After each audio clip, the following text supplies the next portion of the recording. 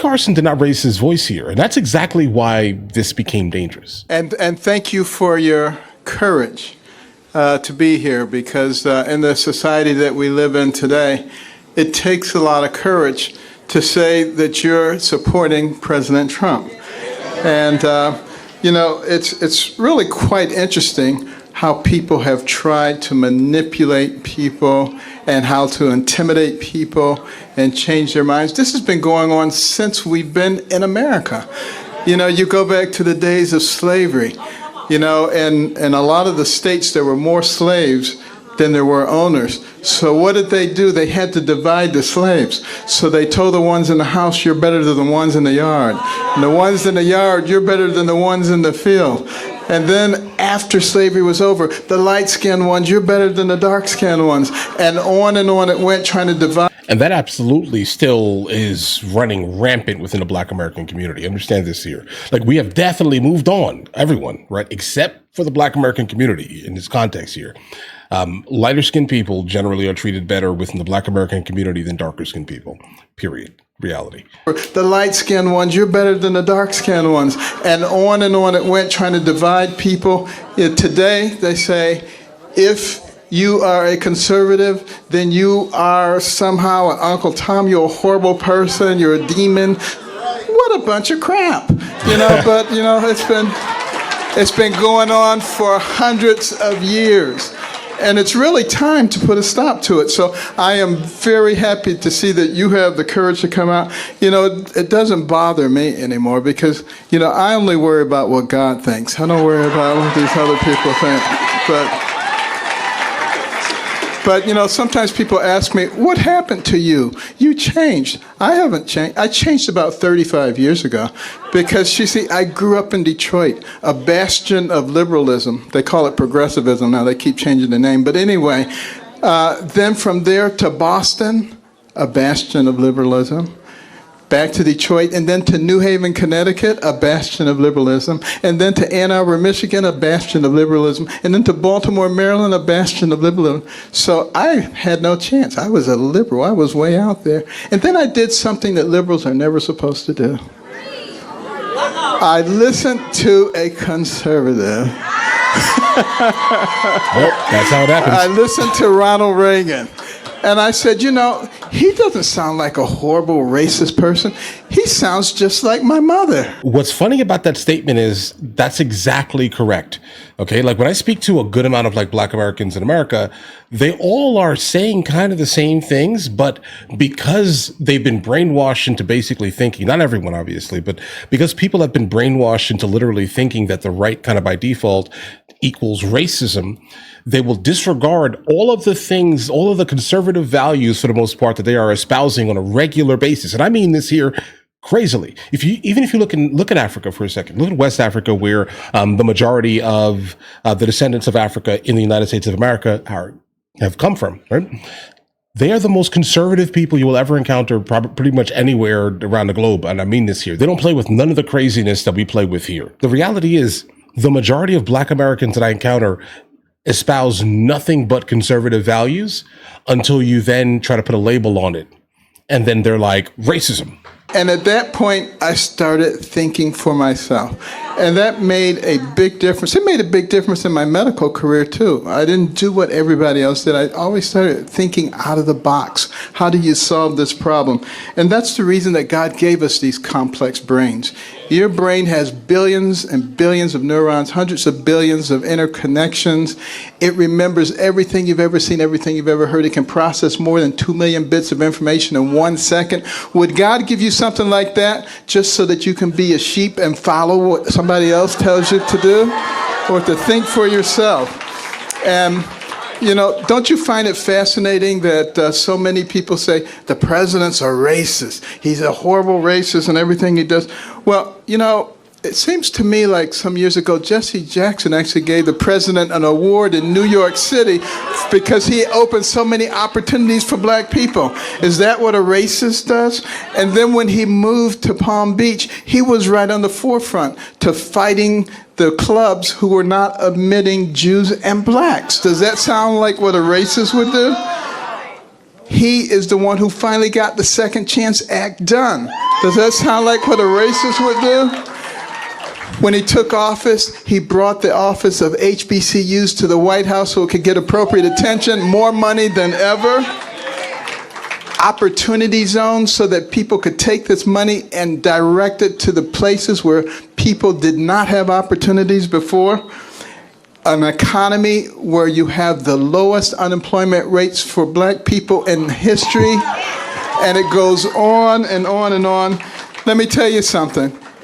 If he's a racist, he's an awfully bad one. Yeah, he's terrible, bro. He needs to go get a lesson from the real racists. The people who look at somebody like you and me and they say, because your skin is a certain color, you have to think a certain way. And if you don't, there's something wrong with you. And they start calling you names. Those are the real racists. But you know, the president believes that a rising tide lifts all boats. He doesn't believe in identity politics, and that's why he's doing things that work for everybody. And we should be happy about that. And the media, they like to pick on him, any little thing. You know, he's not perfect. I'm not perfect. You're not perfect. The only one who ever was perfect was Jesus, and they crucified him. So, you know, think about this. And we need to just look at the big picture. Think about all the incredible things that are happening. Think for ourselves and be missionaries.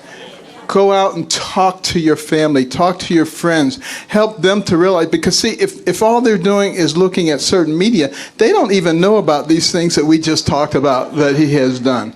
And so they can perpetrate this horrible image of him being a bad person. It is absolutely not true. I work with him all the time. He's a wonderful person. He's become a good friend. You remember during the campaign when we were having a debate and I couldn't hear my name. I came out, I stood there, I was waiting to hear everybody else gleefully walk past. He was the only one who stood with me until they straightened it out. That's the kind of person that our president is. He is my friend, and he will be your friend as you get to know him. This problem is not a problem that's going to go away here. I mean, the average person that I encounter that is Black American in America, okay, they're going to vote Democrat, but then when you sit down and talk to them about some of the policies, they're just like, I don't really care about that, right? Like, that's not something that I have really that much interest in at all, because we would never really do any of that type of stuff in my household, if that makes any sense here. That's the average conversation. I mean, sure, my evidence at the specific time here is anecdotal. I get that here. My personal, group of people that I would know, none of them have any interest in it, but all of them are going to vote Democrat. That's the reality. And they're going to vote Democrat because they're told that they have to vote Democrat. Like, guys, I remember when Obama got in office, for example. There were people in that line voting for Obama that never in their life voted ever. They don't care about policies. They didn't care about nothing. All they cared about is the fact that he was a black man, and most likely their mother was bringing them there. Kamala was a double-edged sword here. So first of all, she was a woman, okay? And then number two, she was a black cultured woman. Okay, I want to go ahead and say that here. I'm not going to call her a black woman. I'm just going to call her a black cultured woman in the context of my statement here. All right. And so that in itself brought a gigantic amount of people that were going to vote for her, regardless of anything. Understand this here. Nothing mattered here. The only thing that mattered is that she was a black cultured woman. That's it here. And the crazy part about it is that, guys, I sat down with a couple of my family members when all of this was happening, when Kamala was running. And I was like, so you agree with this policy of hers? What about this policy? And back to back, the answer consistently is, I don't agree with any of the things that she's basically saying, but I'm going to vote for her because she's a black cultured woman. That's it. That's it. That's it. There's no deep thought. The overwhelming majority thinks immediately she's good because she's a black cultured woman. And in a system like that, you could be easily fooled because all you really have to do is put that mascot up there and they're going to vote for it. Like, people are just going to just immediately vote for it because they've been trained to specifically favor women exclusively and black culture or like people of color. And this is just all the Democrats. This has nothing to do with specifically like black Americans in context of that statement. But yeah, guys, problem. Guys, the moral of the story here is that black Americans almost by default are hyper conservative. They generally do not care about any of the things that the left pushes. Okay, go ahead and try to they them for the most part. A black American in the hood. Go for it. Go for it. Do it right now. Go talk to them about their pronouns. Please do it. Do it right now. The only reason why they are legitimately, like, even in the Democrat Party kind of large scale is because the Democrats offer an out, kind of let's call it an accountability out. All right. That's what that is here. Oh, it's okay. Things are happening in certain areas because, there's struggle. Bro, shut your mouth. Personal responsibility, my guys. Listen, you have that decision.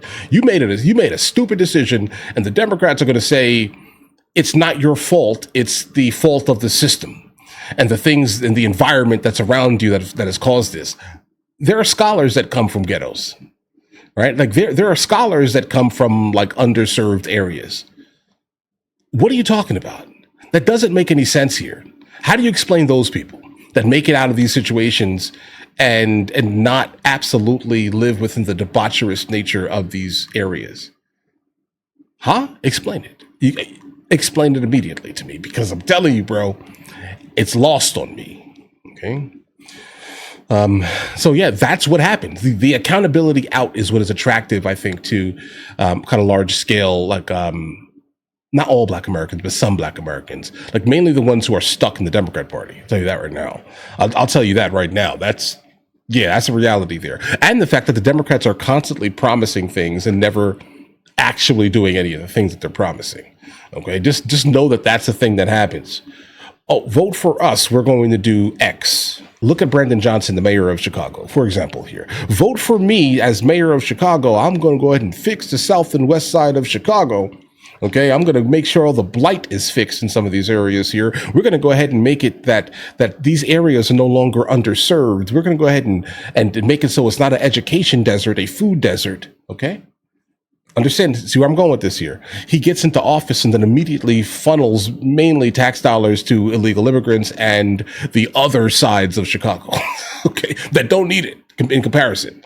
Just be aware here. This is the behavior consistently of the left, bro. But either way, guys, we're here. What are we going to do about that? We can keep preaching it from the top of the mountains, my guys, okay? But the right is racist in the minds of Black Americans, so they don't care, even though they don't agree with nothing that they're basically voting for, generally. But either way, listen, you guys have an absolutely amazing day. Enjoy your day thoroughly. If you guys are new here, please like and subscribe. And in the meantime, guys, I'll go ahead and catch you guys later.